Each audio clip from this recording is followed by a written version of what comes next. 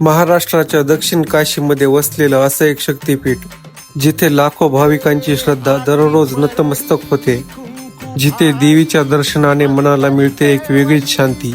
चला तर मग आज आपण दर्शन घेऊया करवीर निवासिनी श्री अंबाबाई देवीचे. नमस्कार मित्रांनो, मी अमोल. आज आपण आलो आहोत कोल्हापूरमध्ये.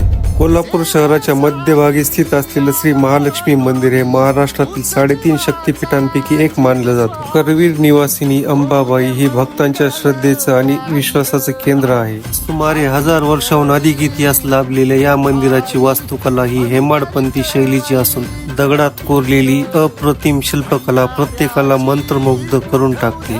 मंदिरातील देवीची मूर्ती काळ्या पाषाणातील असून 4 हातांमध्ये विविध आयुधे धारण केलेली आहेत. ही मूर्ती शक्ती आणि मातृत्वाचे प्रतीक मानले जाते.